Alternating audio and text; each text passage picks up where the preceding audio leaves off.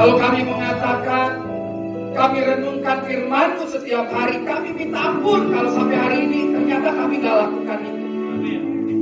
Mulai hari ini kami berjanji, apa yang kami suarakan akan kami lakukan. Kami siap merenungkan firman Tuhan. Beri tepuk tangan yang meriah buat Tuhan Yesus. Terima kasih Bapak, bersukacitalah lewat pujian kami, gembiralah lewat pujian kami. Nyatakan isi hati-Mu waktu Kau bersukacita, karena kami butuh isi hati untuk menjadi penyempurna di dalam kehidupan kami. Jangan biarkan satupun dari kami ada di tempat ini maupun yang sedang menyaksikan di rumah hanya mengamat-amati, hanya mengisi waktu luang, tetapi biarlah kami sungguh-sungguh ada beribadah karena kami haus dan rindu. Terima kasih Bapak. Di waktu yang singkat ini kami mau belajar tentang firman Tuhan. Sempurnakan setiap perkataan hamba-Mu di hati dan di telinga setiap kami yang mendengar dan menerimanya. Syukur dan doa hamba-Mu, hamba naikkan hanya di dalam nama Tuhan Yesus Kristus, Tuhan dan Juru Selamat kami yang hidup, yang siap diberkati Tuhan. Mari sama-sama katakan amin. Sekali lagi beri tepuk tangan yang meriah buat Tuhan Yesus. Terima kasih untuk para pemuji dan pemusik. Tuhan memberkati kalian semua. Puji Tuhan. Tadi saya bisik-bisik, kemana Bu Gembala? Saya dengar ada acara keluarga di Manado. Ya Bu Gembala, kalau sudah menyaksikan tayangan ini, salam hangat dari saya dan seluruh jemaat. Haleluya. Jangan lupa oleh-oleh ya. Nah, ini penting. Nah, tadi malam saya merenungkan. Nah, ini merenungkan firman Tuhan ya. Setelah saya sibuk satu harian, lalu tiba-tiba terlintas saya ingin membahas satu bagian firman Tuhan yang temanya hari ini adalah sikap hidup. Sama-sama dengan saya baca 1, 2, 3. Sikap hidup. Nah, lihat kiri kanan saudara bilang, sikap hidup kita akan menentukan kehidupan kita. Haleluya. Bagian firman Tuhan terambil dari Efesus pasal ke-29 sampai 32. Ini terinspirasi karena waktu tahun baru saya datang ke rumah ibu saya yang sudah 85 tahun bersama kakak dan beberapa sepupu. Terus dia bilang begini, ini ada ayat dari saya gitu, Efesus 4, 29, 32. Lalu semalam saya pikir-pikir, ini perlu diingatkan kembali, ditampilkan buat kita semua ya. Kita baca firman Tuhan, saya selalu sediakan buat saudara karena saudara adalah anak kesayangan saya ya. Jadi saya senang untuk menyediakannya. Kebaca nggak dari belakang? Kalau nggak, buka Alkitab saudara ya, buka Alkipad saudara atau Holy Gadget saudara, kita baca sama-sama ya. Demikian firman Tuhan ayat 29. Atau saya baca 29, saudara 30 ya. Saya 31, saudara 32. Yang keras supaya yang di rumah dengar ya. Demikian firman Tuhan. Janganlah ada perkataan kotor keluar dari mulutmu, tetapi pakailah perkataan yang baik untuk membangun, di mana perlu supaya mereka yang mendengarnya beroleh kasih karunia. 30. Dan janganlah kamu mendukakan Roh Kudus Tuhan yang telah memeraikan kamu menjelang hari penyelamatan. 31. Segala kepahitan, kegeraman, kemarahan, pertikaian dan fitnah hendaklah dibuang dari antara kamu. Demikian pula segala kejahatan. 32. Tetapi hendaklah kamu ramah seorang terhadap yang lain, penuh kasih mesra dan saling mengampuni, sebagaimana Bapa di dalam Kristus telah mengampuni kamu. Nah saudara, tulisan ini sangat sederhana, tulisan ini sangat mudah dicerna. Sebetulnya Tuhan itu mau ngomong apa sih sama kita lewat pengalaman hidup Paulus. Ya, ini menarik sekali karena ini tidak terlalu sulit untuk kita aplikasikan di dalam hidup. Ya, jemaat gift yang ada di gereja ini maupun yang ada di rumah atau simpatisan yang lagi nyasar cari YouTube hari Minggu ya karena masih keenakan di rumah. Saya percaya hari ini kalau kita mau buka telinga dan hati kita, maka kita akan mengalami perubahan yang luar biasa. Ada amin? Amin, puji Tuhan. Jadi singkat saja kita akan belajar ada 4 prinsip sederhana buat hidup saudara dan saya agar perjalanan hidup kita semakin baik. Kitab ini ditulis tentu oleh Paulus, dan Paulus tahu setiap jemaat yang dia bangun semua berjalan asik, semua berjalan enak. Nanti ketika sudah mulai naik ke atas mau ada pertumbuhan rohani, biasanya si Saiton masuk lewat pengajaran, masuk dengan jubah pendeta, masuk dengan jubah pelayanan, masuk juga dengan yang kasar-kasar ya. Pokoknya Setan itu jago banget. Dia bisa mengemas dengan kekerasan, mati lampu lah, YouTube putus lah, atau setan juga masuk seperti malaikat. Jadi ini yang perlu kita perhatikan ketika kita mau menempatkan sikap hidup kita, maka lambat laun kita akan tahu siapa kawan, siapa lawan di dalam kehidupan ini. Yang pertama saya pelajari, jelas dikatakan begini. Jangan ada perkataan kotor. Perkataan kotor itu bukan yang kebun binatang, ya, bukan hanya itu. Perkataan kotor kadang-kadang perkataan yang tidak membangun itu juga kotor. Ya, jadi dikatakan jangan ada perkataan kotor keluar dari mulutmu, tetapi pakailah perkataan yang baik untuk membangun. Saya selalu katakan yang baiknya orang Kristen harus dibangun dari kebenaran firman Tuhan. Karena baik tanpa dasar firman Tuhan, dia semu. Dia butuh pamrih, tapi kalau baik karena kebenaran firman Tuhan, segala sesuatu dilakukannya dengan ridho, ya, dengan rela, dengan hati yang bersyukur. Dikatakan di mana perlu supaya mereka mendengarnya beroleh hikmat atau beroleh kasih karunia. Ternyata kasih karunia yang Tuhan berikan kepada hidup kita itu harusnya dinikmati juga bagi orang yang masih mencari kasih karunia itu atau masih bingung tentang baiknya Tuhan. Nah, kita harus hadir di antara mereka. Kita harus memperlihatkan dari apa? Dari yang pertama, di sini saya diajar untuk menjaga perkataan. Saudara dan saya harus belajar menjaga perkataan. Bukan buat saudara, buat saya juga, buat para hamba Tuhan juga semua harus hati-hati dalam mengeluarkan kata-kata. Bahaya sekali, saudara. Seliptang bahasa kerennya. Selip ngomong, mungkin orang bisa ampuni hari ini, tapi beberapa tahun kemudian ketika kejadian yang sama atau hampir sama itu bisa kembali mengingatkan.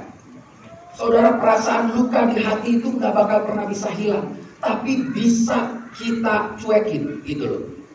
Iyalah kalau ini ada Bu Eka nih, long time no see ya. Berapa 2,5 tahun ya kita nggak ketemu ya. Berarti minggu depan ketemu lagi ya. Ngopi jangan lupa. Nah, saudara lihat apa yang terjadi. Menjaga perkataan menjadi kekuatan di dalam kehidupan orang Kristen. Saya belajar sampai detik ini saya bicara, sulit menjaga perkataan. Kadang-kadang berat, asal ngomong aja, baru mikir. Dan sekarang kita harus belajar, mikir dulu baru ngomong.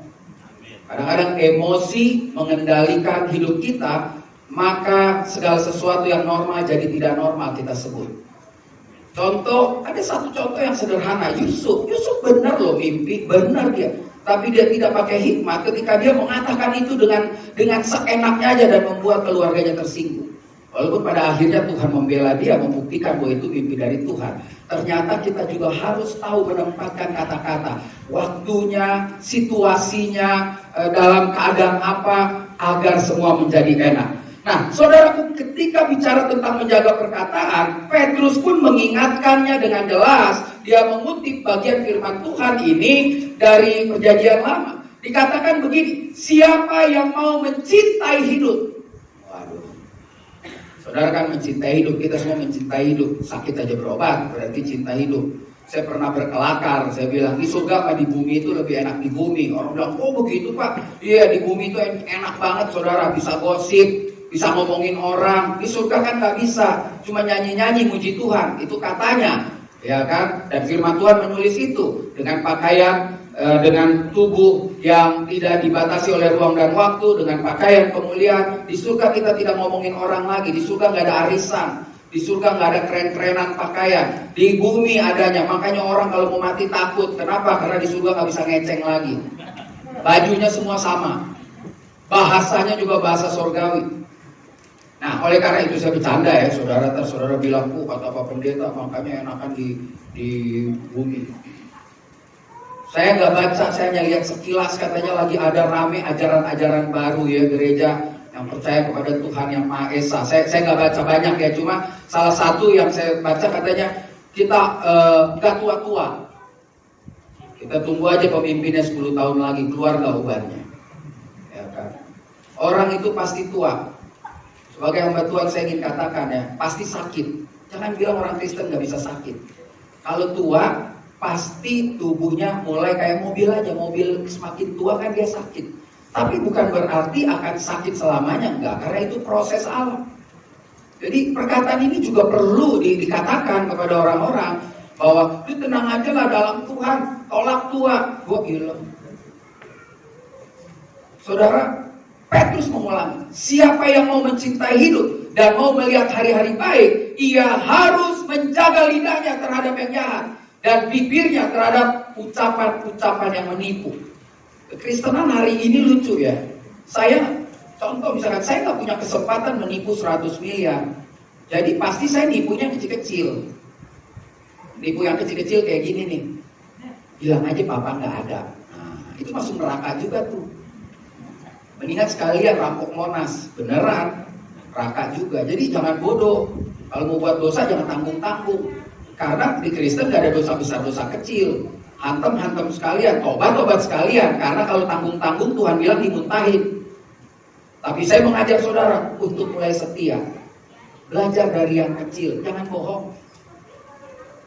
Orang dunia aja ada lagunya, bohong, kau tukang bohong. Ku tak suka punya pacar, tapi hatinya bohong. Dia suka bohong. Ya saudara, jangan suka bohong. Makanya jaga perkataan kita agar orang yang mencari kasih karunia Tuhan bisa mendapatkan. Ketika perkataan-perkataan kita bisa membangun. Sekali lagi saya enggak menuduh-nuduh, menuding-nuding saudara. Saya juga perlu belajar tentang menjaga perkataan. Karena saya ada kesempatan Tuhan percayakan ngomong di mimbar ini, maka saya sampaikan, yuk mari kita jaga perkataan. Harus menjaga perkataan, harus tidak bisa ditawar. Bagi kau yang mau menjaga perkataan, beri tepuk tangan buat Tuhan. Nah, ini respon yang luar biasa. Yang kedua, saudara perhatikan baik-baik. Saya nggak lama-lama, saudara, karena sering lama-lama nggak tobat-tobat juga ya. Jadi lebih baik kita baca dan cepat-cepat. Yang kedua dikatakan begini. Dan janganlah kamu mendukakan Roh Kudus Tuhan yang telah memateraikan kamu menjelang hari penyelamatan. Saya percaya kita semua yang ada di sini dan yang menyaksikan di rumah, mungkin sebagian ya, ada orang yang belum percaya nonton, kita sudah dimateraikan Roh Kudus. Saya punya prinsip orang yang menjadikan Kristus Yesus Tuhan sebagai Tuhan dan Juru Selamatnya pribadi, Roh Tuhan ada di situ. Jadi kalau saudara ragu, kayaknya saya nggak ada Roh Kudus nih, Pak Pendeta doain dong biar saya tercurah Roh Kudus, cari yang lain. Saya nggak mau begitu. Buat saya, di dalam hidup saudara dan saya ada Roh Tuhan. Makanya hati kecil selalu berbisik, ya kan?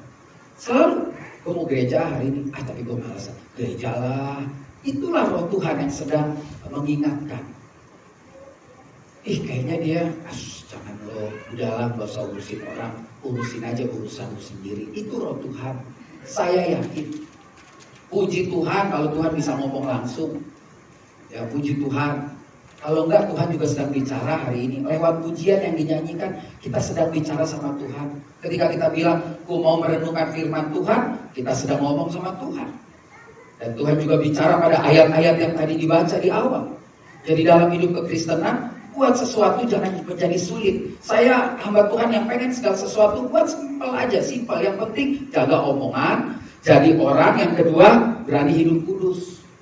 Udah, kalau yang aneh-aneh, akrobat-akrobat, sirkus-sirkus itu ntar urusan Tuhan. Karena gak semua orang yang bisa akrobat, sirkus dan lain sebagainya, gak semua orang.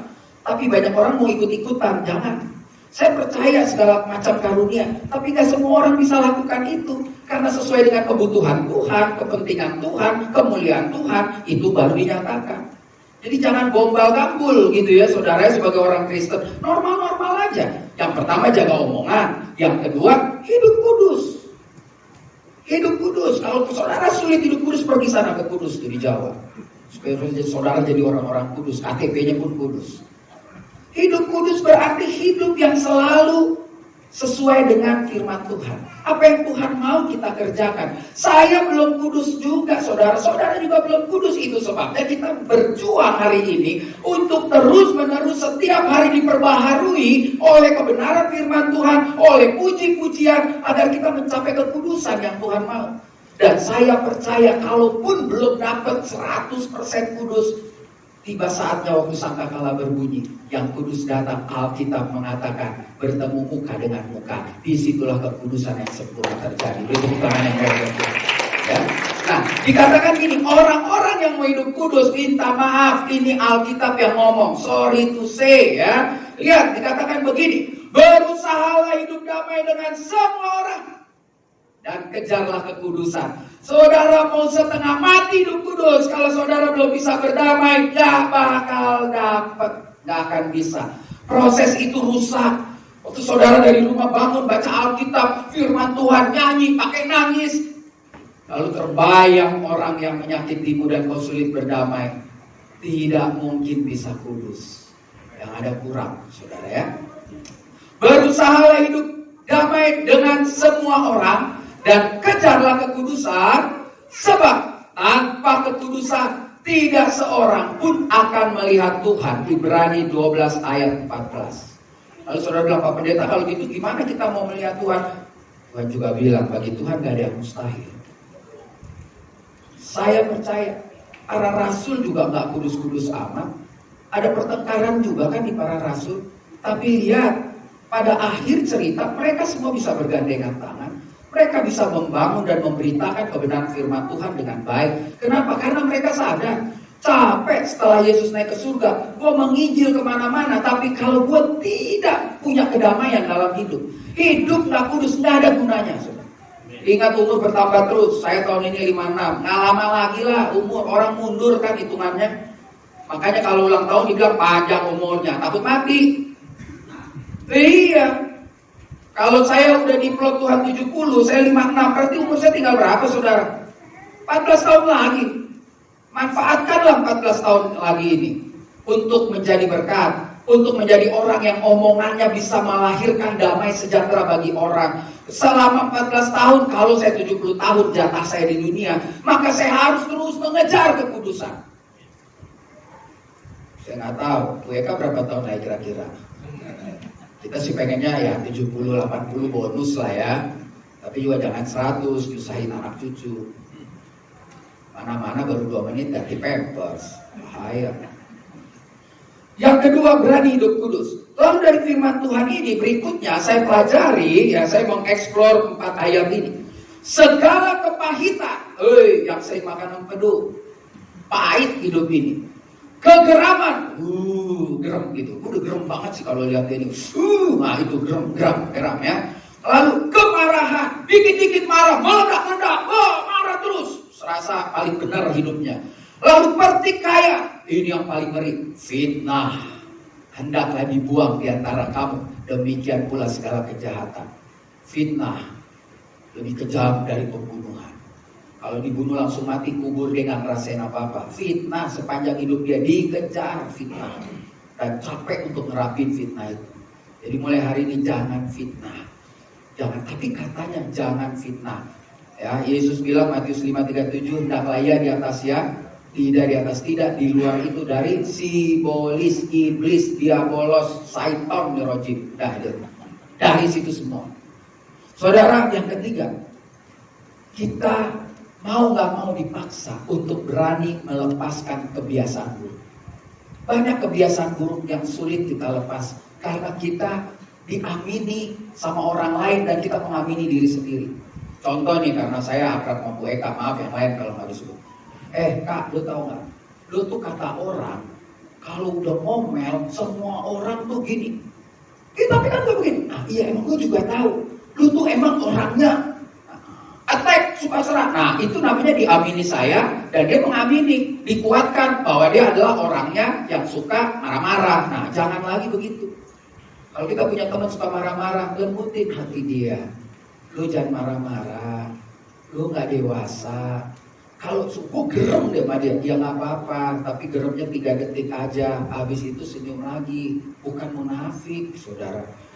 Di sini dikatakan kita harus berani melepas kebiasaan buruk. Jangan amini bawaan lahir kita yang jelek itu menjadi satu kebenaran di dalam pergaulan. Gak bisa. Bagaimana kita mau membawa orang mengenal Kristus kalau dikit-dikit marah, dikit-dikit pahit, dikit-dikit geram, dikit-dikit pertikaian, dikit-dikit fitnah.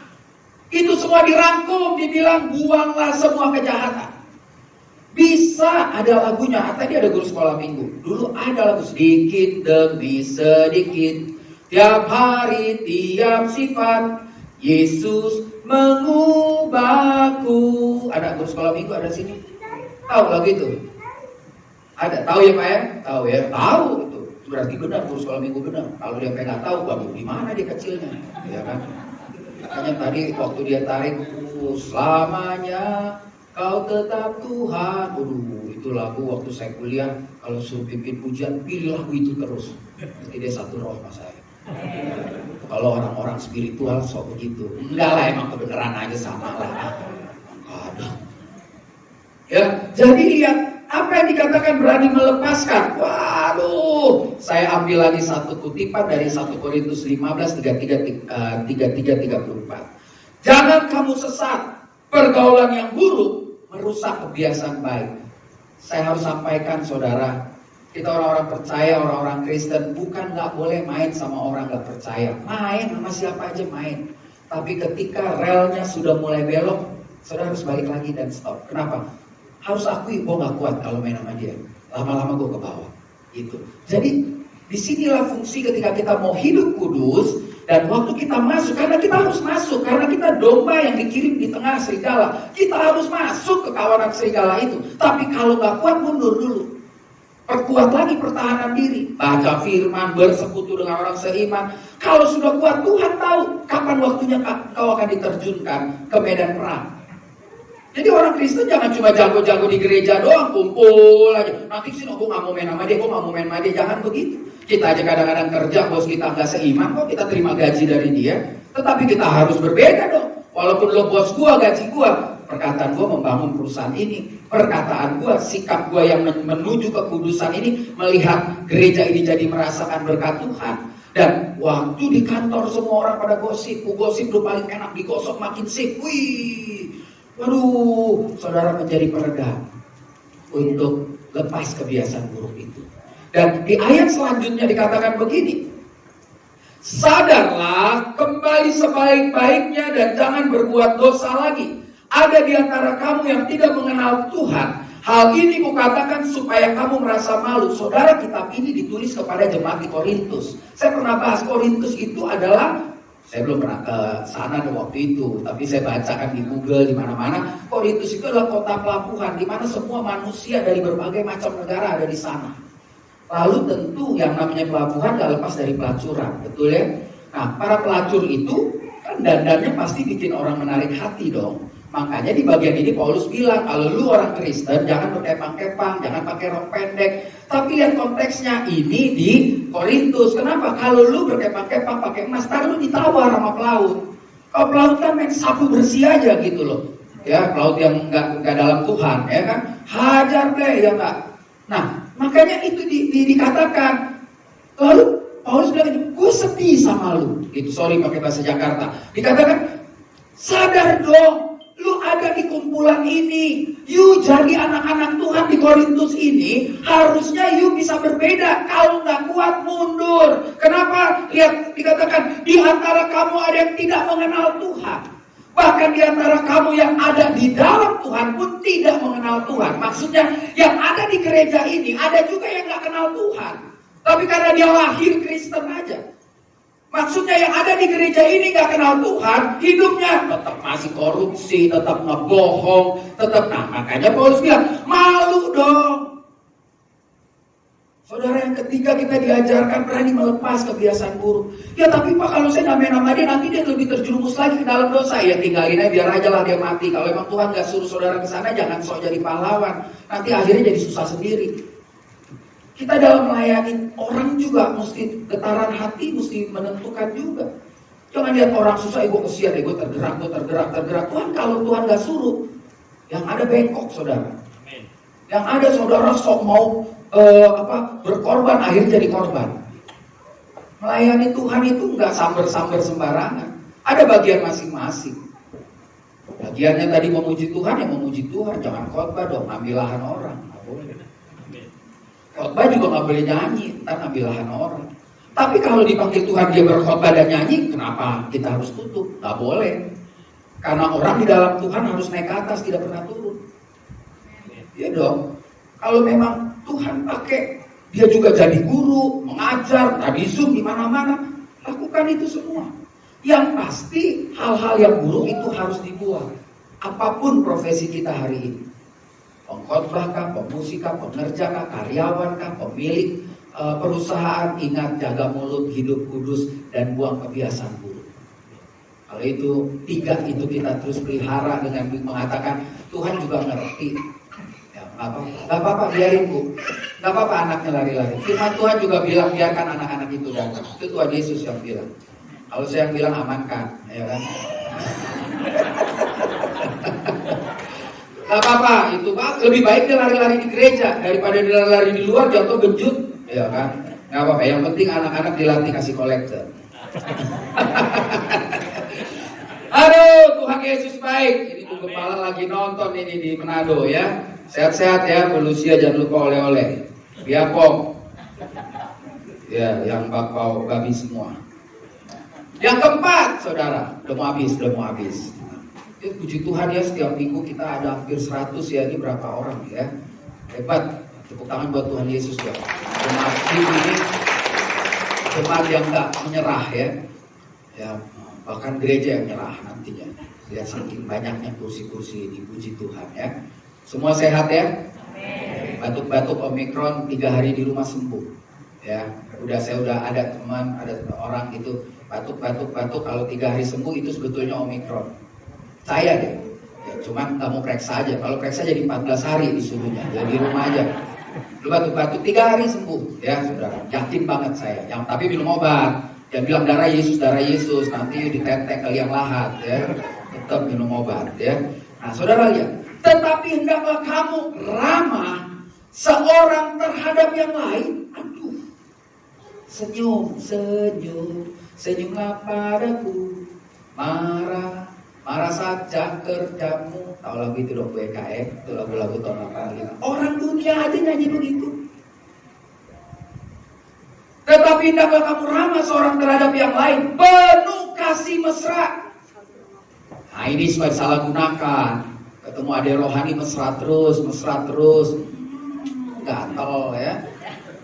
Penuh kasih mesra dan saling mengampuni. Diulangi lagi loh saudara. Sebagaimana Bapa di dalam Kristus telah mengampuni. Kehadiran Kristus ke tempat ini, ke dunia ini jelas menggenapi pengampunan Tuhan. Kan lewat kematiannya saudara dan saya bisa layak sampai di surga. Karena tanpa kematiannya, ini iman orang Kristen ya, percuma saudara debatin, kan ada orang debatin, tapi iman orang Kristen jelas Yesus mati untuk menebus dosa-dosa kita. Udah jelas, Yesus mati menyediakan tempat di surga buat kita. Udah jangan didebat-debatin panjang lah, karena Yesus satu-satunya jalan sampai kepada Bapa. Titik, itu iman orang Kristen. Selebihnya itu masalah bonus. Sekali lagi, saudara jago tafsir, jago apa terserah. Kristen buat mudah saja. Terima Yesus sebagai Tuhan dan Juru Selamat.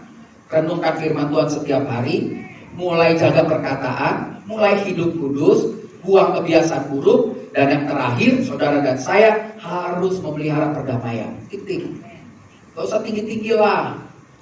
Kok pengen tuh Pak Pendeta punya buat sampai lu kayaknya kawan. Ya gak apa-apa lu mau sampai awan. Yang penting sama-sama di surga ntar. Kan ada orang bilang saya begini, iya Pak, tapi surga keberapa? Gue sih pengennya surga ke-7, ya urusan lo lah. Gue surga ke-3 juga gak apa-apa, surga juga kan? Iya, 7 juga capek naik tangganya, saya gituin aja. Orang jangan ribut-ribut yang kayak gitu. Ya kalau buat saya gak penting begitu. Yang penting mati masuk surga. Emang ada yang udah pernah ke surga? Cerita? Gak ada. Tapi kalau di surga kita pakai mahkota, berat pala lo pakai mahkota. Mendingan gue gak usah, tapi gue di surga juga. Jadi yang penting terimalah Yesus sebagai Tuhan dan Juru Selamatmu satu-satunya. Dan hidup kita harus berubah. Ketika kita menjadi orang Kristen, karakter kita Kristen. Bukan lagi karakter Batak, Jawa, Sunda, Ambon, Timur, nggak bisa lagi. Nah itu saya masih belajar. Saudara juga masih belajar. Karena emang bawaan lahir susah dibuang. Susah. Kalau di rumah tiap hari dari kecil dia lihat sama bapaknya berantem terus. Nggak mungkin dia jadi orang yang lembut. Kenapa? Karena yang dia lihat kekerasan terus. Tetapi Kristus mampu mengubah itu. Dengan cara apa? Pelihara perdamaian. Jangan dendam sama orang tuamu. Jangan dendam sama senior rohanimu yang menyakiti hati. Jelas sekali di sini.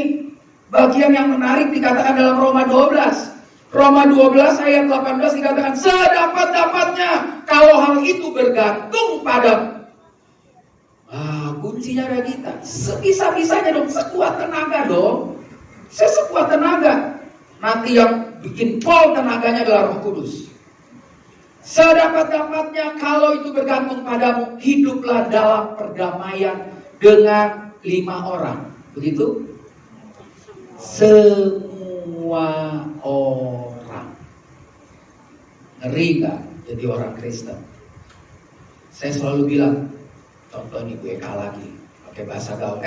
Lu gak mau damai sama gue terserah. Yang penting gue damai sama lu. Nah, itu. Saya gak enak kalau contohnya Pak Santoso terus. Soal hari ini Pak Santoso lagi gak pakai Nike. Lagi pakai pakaian majelis resmi. Kalau dia lagi pakai jeans baru saya contohin. Ya, semua orang Bapak Ibu. Makanya ada lagu, semua karena cinta, semua karena cinta. Karena cinta loh. Tak mampu diriku dapat berdiri tegak. Terima kasih cinta. Cinta itu siapa? Cinta yang terbesar di dunia ini siapa? Yesus Kristus. Saya bisa berdiri di sini karena cinta. Pak Faldo dengan timnya bisa nyanyi karena cinta. Pak Harapan main musik dengan grupnya karena cinta. Nggak ada, bukan karena kuat gagahku, jatuh. Pendeta ngaku-ngaku gue hebat, jatuh. Pemusik, pemuji jatuh, semua tergeletak, gak bisa bangkit lagi, terjerat dalam lautan luka dalam, tersesat, gak tahu arah jalan pulang. Aku tanpamu butiran debu, nggak bisa, saudara. Saya cuma bilang tanpa menjaga perdamaian jatuh. Siapa di sini yang paling hebat? Kalau ada yang nonton di rumah ngerasa paling hebat baca Alkitab 15 kali, sekolah lu S3, mau S66, Manggarai Blok M terserah. Kalau nggak jaga perdamaian jatuh. Saya berjuang keras untuk itu. Saudara juga harus berjuang keras. Hanya Kristus, Roh Kudus yang mampu mengingatkan, menyempurnakan. Orang dunia aja ada lagunya, berdamaian, berdamaian. Banyak yang cinta damai, tapi perang masih ada. Bingung, bingung, hatiku bingung. Ada lagunya. Orang itu harus damai. Gedung-gedung kau dirikan, sudah itu kau hancurkan. Itu perdamaian. Saya tahu dunia nggak suka ada perdamaian. Makanya perang selalu ada di mana-mana. Sorry, mungkin saya salah ya, analisa saya. Lihat, di Timur Tengah udah tenang semua nih, kan gak ada berita apa-apa kan? Dagangan belum habis nih, mungkin menurut saya nih, kalau saya salah ampun nih, apa negara-negara maju. Tiba-tiba ada yang bom, perang lagi, belanja lagi kan? Belanja lagi senjata. Dunia gak mau damai. Makanya firman Tuhan jelas, Yesus bilang, engkau mengenal aku, dunia tidak mengenal aku. Dunia yang tahu cian suk menjelang sinca atau cian masuk. Gue yang penting masuk duit, gue gak mau tahu lu mau mati, yang penting duit masuk. Tanggal 1 sinca, sadar yang masih merayakan ibadah tanggal 6 harus bawa kue keranjang. Simpen di kulkas juga busuk ya. Jadi tanggal 6 semua makan kue keranjang dong ya, pakai baju congsam ya, keren itu ya. Apalagi kalau dari Indonesia Timur kan udah hitam pakai congsam, lucu itu pasti lucu ya. Nah saudara, sedapat-dapatnya. Jadi kita harus berusaha setengah ampun, kalau bahasanya setengah mati. Sedapat-dapatnya saya berusaha dan Tuhan menyempurnakan. Puji Tuhan ya, beberapa kali saya bilang, saya gak ada musuhin orang saudara. Terserah kalau orang bilang, dia kayaknya mau gue buang muka. Nah, mungkin lah masa muka saya buang ya. Itu perasaan. Nggak akrab boleh dong. Ya dong, nggak semua orang bisa akrab. Saya sama gue kan nggak akrab, ketemu di sini aja gue kabar-kabar. 2 tahun gue nggak pernah telepon, nggak pernah WA, nggak berarti saya kenal. Yang penting gue nggak musuhan sama lu gitu kan. Itu namanya damai. Tapi kalau ketemu, gue males lihat dia. Nah, itu yang perlu selesai hari ini. Semua jemaat gift yang di rumah dengar baik-baik harus memelihara perdamaian. Tepuk tangan buat Tuhan Yesus. Sikap hidup orang percaya. Ya, saya simpulkan ada 4 prinsip sederhana yang bisa kita kerjakan. Orang percaya harus terlihat nyata dari kehidupan sehari-hari melalui 4 tindakan yang sudah kita bahas. Yang pertama, harus menjaga perkataan. Yang kedua, berani hidup kudus. Yang ketiga, berani melepaskan kebiasaan buruk. Yang keempat, harus memelihara perdamaian. Yuk kita baca yuk, nomor 1 sampai 4. 1, 2, 3. 1, 2, 3, 4. Tepuk tangan buat Tuhan Yesus. Mari kita bangkit berdiri. Oh haleluya. Kita katakan Tuhan Yesus ini luar biasa. Luar biasa. Dia tidak melihat rupa. Dia tidak melihat hartamu. Kalau dia mau memakai saudara dan saya dengan sikap hidup yang keren, yang luar biasa ini, pasti terjadi. Katakan, kau bukan Tuhan yang melihat rupa. Kau bukan Tuhan yang memandang harta. Hati hamba yang selalu kau cari, biar kau temukan di dalamku. Haleluya. Haleluya. Naikkan pujian ini. Kau bukan Tuhan yang melihat rupa. Kau bukan Tuhan. Kau bukan Tuhan yang memandang harta. Memandang harta. Katakan hati hamba. Hati hamba yang selalu kau cari. Biar kau temukan di dalamku. Biar kau temukan di dalamku.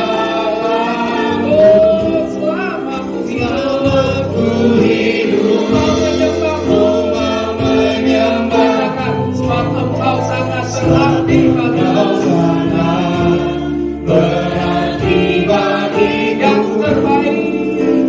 yang terbaik yang ada padaku, bersembahkan kepadamu, Yesusku. Sekali lagi beri tepuk tangan yang mulia buat Tuhan. Kami bersorak-sorai, kami bertepuk tangan. Bahkan kami meresponi firman Tuhan dengan berani mengatakan, kau bukan Tuhan yang melihat rupa. Rupa kami udah gak jelas mungkin di hadapan Tuhan, tapi kau perbaiki. Kau selamatkan kami. Harta kami gak ada. Kami gak bisa bayar semua kebaikanmu dengan harta kami. Tapi kau tetap menilik hati kami. Hari ini ketika kami mengatakan kau bukan Tuhan yang melihat rupa harta, tapi hati kami. Ini kami Tuhan. Kami siap diubahkan sikap hidup kami. Saudara, hari-hari ini mungkin kita berada dalam tekanan karena situasi belum jelas, pandemi gak berakhir, penyakit ada di mana-mana, pekerjaan juga terganggu, bahkan gak sedikit yang di PHK, bisnis macet. Tapi kita tetap perlu jaga perkataan kita. Jangan jadi orang Kristen yang sedikit-sedikit ngeluh, gak tahu bersyukur sama Tuhan. Jadi hari ini mulai jaga perkataan kita, mulai naikkan puja-puji kepada Tuhan. Apapun yang kita alami, biarlah orang lain mendapat kasih karunia melalui perkataan kita. Kalau itu doamu, kau boleh tunduk kepala, kau taruh tangan kananmu di dada, kau berdoa. Kau gak perlu lihat kiri kanan, kau buat janji sendiri sama Tuhan. Katakan, Tuhan ampun kalau selama ini kata-kataku membuat aku sendiri jadinya tidak bangun dari kejatuhan. Apalagi orang yang mendengar perkataanku menjadi jauh dariku dan semakin sulit untuk percaya Tuhan. Hari ini Tuhan ingatkan saudara dan saya harus berani hidup kudus. Firman Tuhan dengan jelas mengingatkan kita, tanpa kekudusan tak seorang pun dapat melihat Tuhan. Yuk mari kita hidup kudus. Kudus dalam rumah tangga, kudus dalam pekerjaan, kudus dalam pergaulan, kudus dalam pelayanan, kudus dalam pikiran. Dan orang akan melihat hidup kita benar-benar hidup yang luar biasa, dan nama Tuhan dipermuliakan, dan Roh Kudus sendiri yang akan menyempurnakan. Kalau itu doamu, kau mau hidup kudus, berani ambil keputusan lebih kudus dari sebelum kau datang beribadah, tidak kompromi dengan dosa. Kau boleh tunduk kepala, taruh tangan kananmu di dada, kau boleh berdoa. Kau boleh katakan, Tuhan ini aku siap diproses menuju kepada kekudusan. Firman Tuhan hari ini ingatkan kita, memang kita bawaan lahiriah karakter hidup kita berbeda-beda. Tetapi waktu kita mengenal Kristus, harusnya karakter kita sama, yaitu karakter Kristus yang memiliki kasih tanpa batas. Oleh karena itu saudara, mari lepaskan kebiasaan buruk kita. Jangan beralibi, jangan lagi punya alasan sudah dari sananya. Hari ini firman Tuhan juga mengatakan sudah dari sananya Yesus adalah kasih. Kalau kau siap melepas kebiasaan buruk dan membiarkan kasih Kristus mengendalikan hidupmu, kau boleh tunduk kepala atau tangan kananmu di dada, kau berdoa. Katakan itu dalam doamu dengan bahasamu yang sangat sederhana. Dan pada akhirnya pulang nanti dari tempat ini, orang boleh melihat ada sukacita damai Kristus di dalam diri kita, di dalam wajah kita, di dalam tampilan kita, body language kita. Apapun yang kita pikirkan, kita tuturkan, orang melihat bahwa ada perdamaian. Saudara, kalau hari ini Roh Kudus ingatkan di kepala saudara dan saya, orang-orang yang masih kau musuhi, orang-orang yang masih kau jauhi, ucapkan itu dalam doa. Minta ampun sama Tuhan. Ucapkan itu. Kalau kau punya pikiran yang tidak terhadap orang, sangkaan saudara dan saya nggak baik sama orang itu, hari ini Tuhan ingatkan, doakan orang itu supaya kau pulang dari rumah Tuhan, supaya kau selesai ibadah di rumah, kau memiliki damai sejahtera Kristus. Kau boleh duduk kepala tangan kananmu di dada, kau berdoa.